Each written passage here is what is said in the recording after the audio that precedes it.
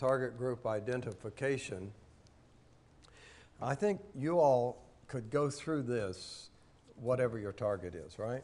So in Bangladesh, I'll just tell you how we identified these particular areas, and we just found that it's very important to focus, okay? To focus. Okay, so the ethnic focus for us was easy. It was Bangladesh and Bangladeshi, and it's pretty much throughout the country. So we didn't have to target one little small group of people or anything. Then religion, degree of commitment. Are you going for those who are really, really religious? Or are you going for those who are nominal, those who are Sufis, whatever? Interesting, she was Shiite in Kenya and not in the mainstream of Sunni Islam, which is an interesting point. Urban or rural, we found that the rural people had more time to talk about God and wanted to talk about God, okay? And so we decided early on in our strategy, this is where we're going.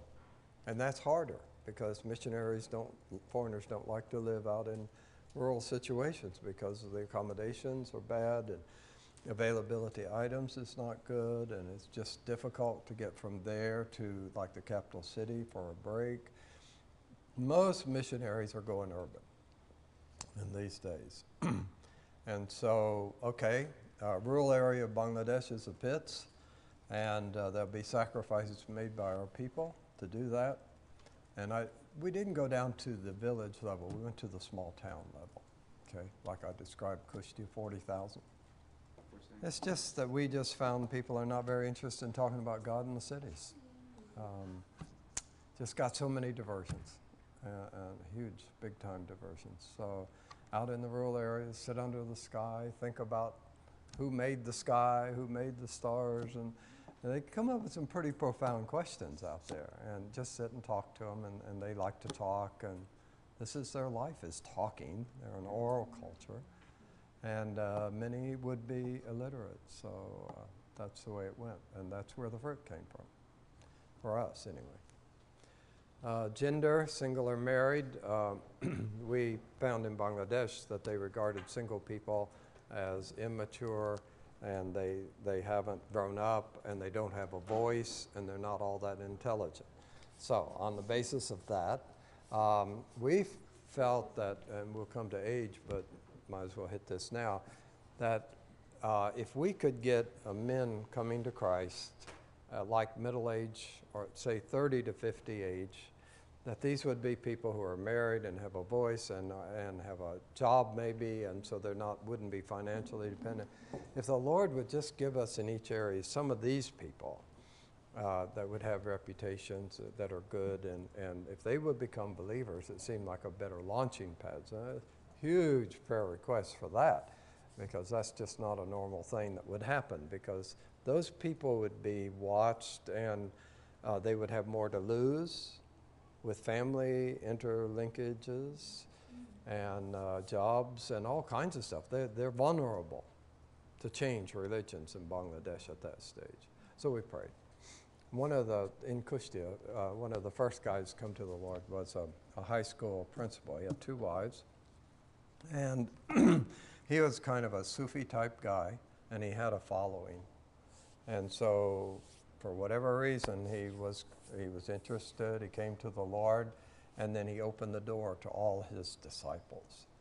And this was a neat thing. In several places, the Sufi leader became a Christian, opened the door to the followers. So yeah, we were, as we targeted, as we prayed, we were very fortunate the Lord answered that prayer. It doesn't always happen that way, that we did see some of those early converts of repute, and in this sense they were men. The women, so you got a single issue. Now, what have I said here? I've got myself in trouble, because now the single ladies are saying, what are you saying? In Muslim evangelism, definitely, there are places where single ladies can be very effective and should go out, and I appreciate them very much. If single ladies hadn't gone to the mission field, where would missions be today? Come on, I mean, they have been the backbone of missions. So in every way, I am appreciative of the single lady input. Now, in Bangladesh context, so this is all I'm talking about at this point on this subject, we found that the single ladies were being we had some single ladies, and other missions had a few. We found they were being tremendously harassed, particularly if they were young and beautiful. And you know, if you got up to 50 years old, you're okay as a single person because, you know, they're not interested, but they're very interested in the younger girls, women.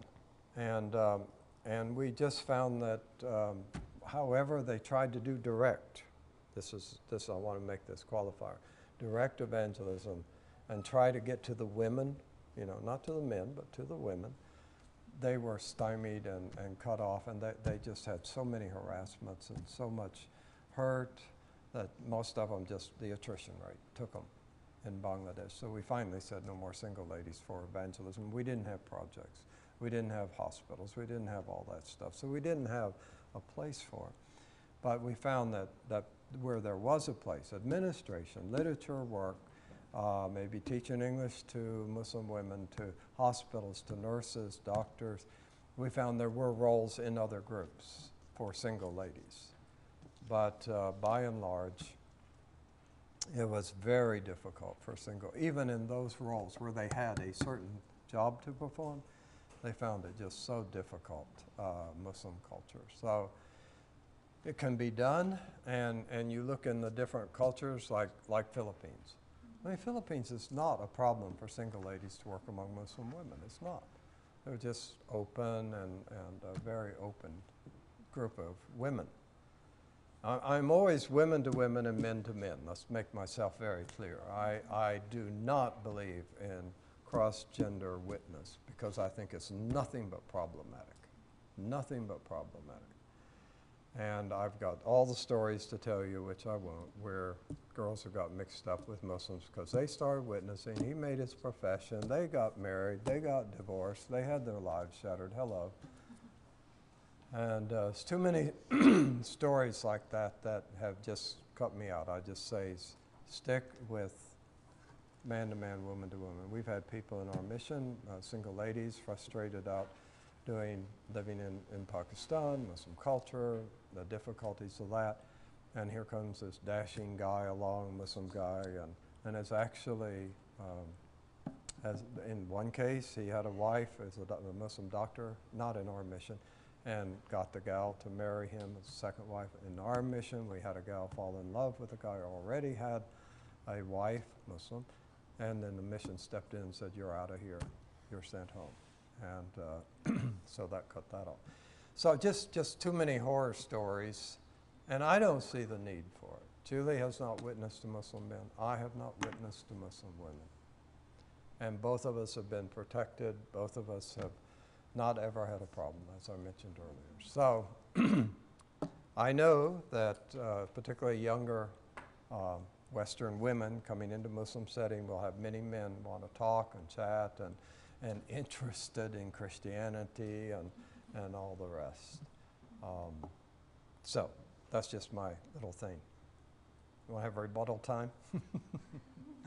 I do feel there can be definite roles. Okay, let me give you the other side. I went to Algiers, and they said, do you want to see a Muslim convert church? I said, yes.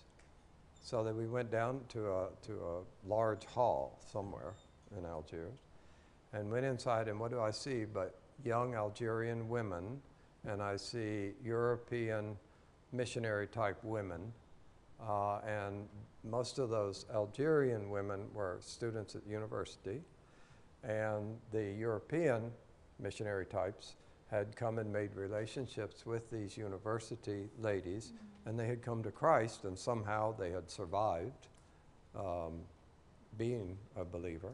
And they were meeting there, and it was something to see. So here was an effective outreach, women to women university style, okay? So again, back to your context, what would work wherever? So there is always an exception to a rule. But broadly speaking, so our nurses at the hospital, ABWE, in Malamgat, Bangladesh. They've had foreign women there as nurses forever, and done a great job, done a fantastic job. And they witnessed to Muslim women within the setting of a missionary hospital. So, okay. Age, we already talked about. Occupation, well, for us that was easy. It was farmers and fishermen, okay? So these are the two groups of people we went toward in the rural area, and we had to have timing according to their convenience. Was it harvest time? Was it planting time? What time of day are the fish biting? So, I mean, you really have to go with the flow. I am really a time-oriented person. And the watch is looked at many, many times a day. I should think it should be getting old by now because of just being looked at so much. But that's the way I am in the West. But in the East, I just somehow, the schizophrenia kicks in and I just relax, because you're going to be a very frustrated person if you become this time-oriented person in the context of the East. And so somehow, that's again, the Lord's enabling. I would just kind of put aside the watch, and whenever they would have a meeting and they would decide that the event was over, it didn't matter that we were going to end at 5 o'clock. If it's 4 o'clock, they decide the event is over, they all stand up and walk out. Well, you're in the middle of this profound biblical study that will change their lives, and here goes your congregation walking out the door. I mean, they just have their own little thing going here in the villages, and that's the way they are. So if you can adjust to that, life goes much easier than fighting it. Because if you fight it, you're not going to win. Not in the villages. Okay. All right, linguistic preference in education. We really prayed the Lord give us some literate people that can teach the Bible to other people, because at that time the country is 70%, 70% illiterate, only 30%. And most of those were in the cities, not in the villages. So we just prayed the Lord to give us some literate people, and we did. We had that. So I would say that is not a major issue today in the emerging MBB church in Bangladesh. We have enough literate people, and enough now. The exciting thing is leaders. We have some really top-level, well-educated MBB leaders. Now, having said that, I have to put a qualifier that they're so strong-minded that often they fuss with each other, okay, as to who is the most important. Bengalis love politics. They love to just squabble among themselves as to who's the most important, and that's sad. But whenever I point a finger at them, I have to look at my own culture, my own people, my own heart, and realize we're all guilty. Yeah, somehow it's so easy to dump on them without realizing our own heart and our own culture. So easy. So if you just try to pull back every critique of them, of a critique of your own culture, it would be helpful. Okay,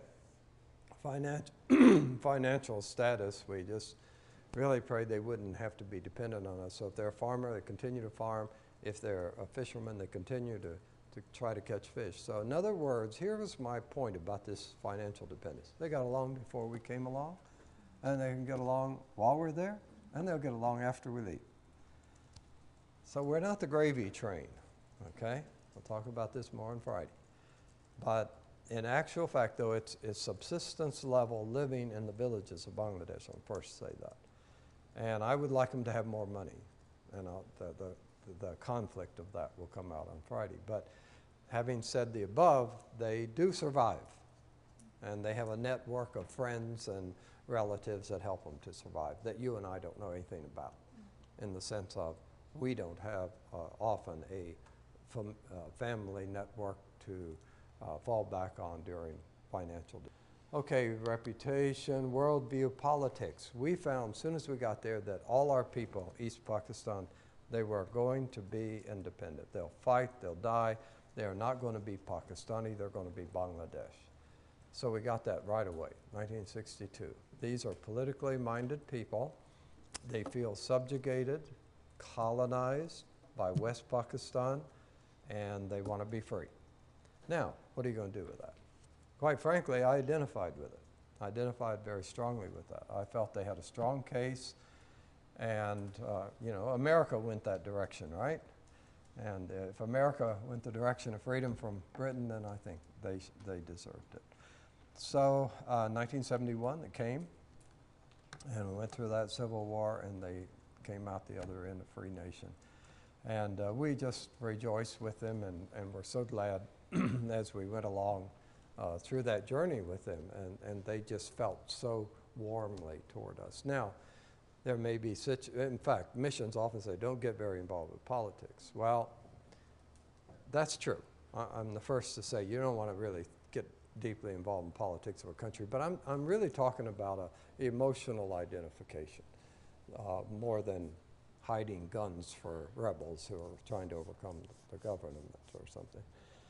I actually went in pretty deep. Again, you see how gracious my mission was. I wrote an article about how Bangladeshis were being treated and how we were moving towards civil war, and just some of the Christian issues. And it was quite a long article, quite a long news note for Christianity Day, as I was kind of, at that time, I was their local correspondent. So I sent that in, and immediately after I sent it came the crackdown, the beginning of the Civil War. So it appeared in Christianity Today after the Civil War was on, and I'm sitting, we are sitting in Bangladesh, and if the Pakistan government read Christianity Today, we would have been kicked out immediately, but they did not. So I'm not saying it's a wise thing to do. I'm saying I did it, glad I did it, and I got away with it. It's the gladdest part of it. But one has to be careful about involvement. One thing we felt we could do during the Civil War was give relief. So I got money and went out to the rural areas and gave out money and food and stuff like that. People in great distress, starving people. So all of that was remembered. Here's the point. All of that was deeply appreciated and remembered that somebody loved them in their moment of crisis and helped them. Okay? Male-female roles, we've talked about community dynamics, the webbing potential, always trying to work with that. So you look at Fauzia's brothers, the two who first came to the Lord, and then the webbing with Fauzia, three cousins, the mother, and where it's gone today, I'm not sure. Probably it's gone further, but once you get into the family, then it's really great. Analysis of potential responsiveness. Well, people feel Bangladesh is responsive. We talked about that. Send the people in. Okay. That means we haven't touched the surface. If you talk about 150 million people, say 130 million Muslims, and you were talking about 80,000 converts, come on. We haven't scratched the surface. So for others to go feeling the call because of responsiveness is good, as long as, you know, we can try to do this orderly. Everybody comes up with their own definitions of orderliness, balance. My definition of balance is this. Balance is always where I am. Everybody else is to the right or to the left. Okay, I'll leave that with you. Felt needs. This was important. Well, they all had the physical needs. And how do we fit in with praying for those who are sick? And how do we fit in? I mean, I remember Julie, that first 5 years, all she had was some aspirin and some stomach medicine, you know, just a dysentery medicine, just the basics. And all these women had come with their children because Dr. Julie had all the answers and the right medicine, ignoring their own doctors who didn't have any love or care or compassion in that small town, that little village, first 5 years. So Julie had a really good reputation back in those days, and it was a ministry of help. So that, but felt needs. Where are they? Where can you try to make impact that when you go, you've left something? All of the main criteria you're looking at. When I leave, what is ongoing?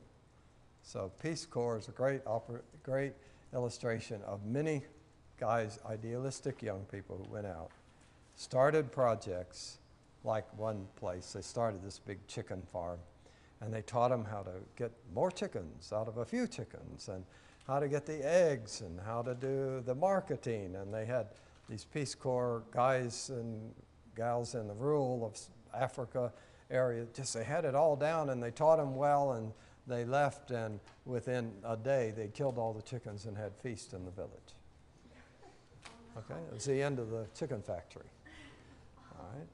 So anyway, this is what we're trying to do when we integrate ourselves into projects and helps. View of national Christians. Do we understand how Muslims view national Christians in the country in which we are? And so unfortunately, many places that is not good. Like Pakistan.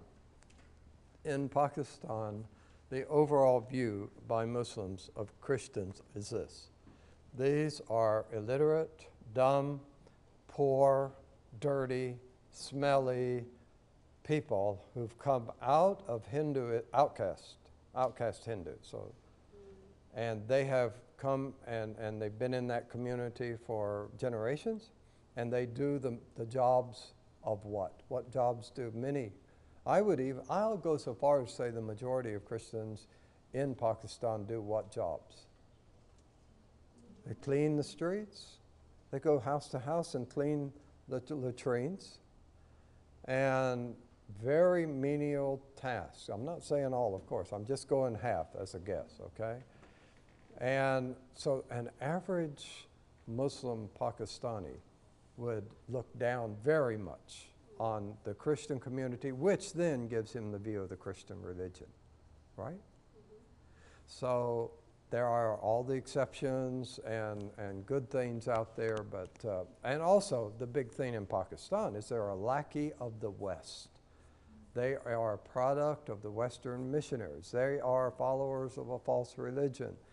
And so unfortunately, any number of churches have been bombed. Christians have been killed.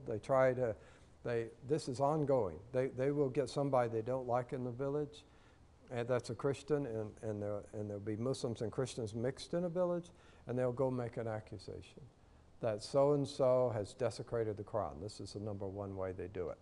That they've done something, they found a page of the Quran in a guy's little tea stall, and he has desecrated the Quran, and this may or may not be true, but at that point, they start burning down the Christian houses in the village in Pakistan.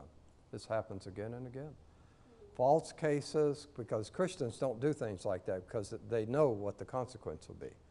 So it's almost always false. Or they'll say, oh, I heard so-and-so blaspheme Muhammad. Well, where do you go with that? So the judge has to either say yes or no on the basis of the Muslim community saying he said it, and the Christians say, I didn't say it. So I tell you, to be a Christian national in Pakistan is very difficult. So anyway, so you go into that setting, you need to know what Muslims are thinking and saying about the Christian community, right? For Bangladesh, it's not as severe as that, but we have a very small Christian community. Now that we're getting the MBB community, of course, there's opposition because these are converts. So, all right, we'll try to finish this off. Opinion of foreign missionaries. Now, again, nationality fits in. So one day we hear they're burning the U.S. Information Service building. Whenever America does something somewhere they don't like and they get people emotionally riled up, and then they go on a jihad against a symbol of the American presence, which would be USIS or the embassy. Terrible things have happened in Pakistan when they burned down the embassy and killed any number of embassy officers. We know Iran, what happened. The repercussions, political repercussions that lead to violence. It's very sad. So you kind of have to be very on top of things. We just got to that village, and we hear screaming and yelling and chanting and slogans, and we look out of our little house and see coming down from the marketplace is a whole line of students. They had a small college in that town, And here's all these students with these slogans and yelling and screaming and putting their hands up, and I thought, my melancholy kicks in. I thought, well, we had a very short missionary career, that these people are coming to kill us. They're angry that a Christian missionary family is now in their midst in this small town, this small village. And so I was very disturbed, very anxious. So they got down close to our gate, made a turn, and went down to the town. Now, what was the issue that got these people in this remote area so upset? It was that in England, somebody had published a picture in a magazine of Muhammad. Now, can you believe that? I mean, you have to believe that because we have current day illustrations that a picture of Muhammad or a degradation of Muhammad or anything Muhammad is going to reverberate around the world. And it's just kind of mind-boggling, but you accept it like it is. I mean, this is reality, and you can't escape the reality. We know missionary friends that hide out in their houses as their car burned in Pakistan, as they were all chanting at whatever America was doing at the moment. And right now, we're doing so much in Iraq and Afghanistan that the Muslim world's incensed. And as I mentioned earlier, if we dare bomb Iran, try and take out nuclear facilities, you can't even imagine what's going to happen around the Muslim world. And it will come to innocent people. See, this is, you as a white face, because most of us are, will be a symbol of America. Even if you're not American, you're Canadian or you're Australian or whatever, you will be a symbol to attack so that the statement can be made, we are not taking this sitting down. I remember with Dr. Ali's living room, we had a number of Muslims sitting around, intellectual, PhDs, master degree Muslims. And they looked at me and they knew I was a Christian missionary. And so they said to me, do you believe, like it was accusatory, do you really believe, and degrading, looking down on me in regard to this area they were asking, do you actually believe that if someone strikes you on the right cheek, you're to turn the left cheek and let them hit that cheek as well? And then without my answering, they just all laughed. They all thought that was the funniest thing. And they said, we don't do things like that. We are Muslims. Somebody strikes us, we strike back. So eye for an eye, tooth for a tooth. There's Judaism. If you want to, again, you want to understand Islam, read your Old Testament. Judaistic culture, society, laws, you know, there's so much similarity there. So, the opinion of the foreign missionaries, which can be good. I mean, I've often thought if I could be a Swiss or a New Zealander, I could survive much better and put out my passport saying I'm from New Zealand. Nobody gets angry with New Zealand, right? So, but America, we're always on the hot seat. That's where we live. Okay, that basically covers that. Any comments or anything?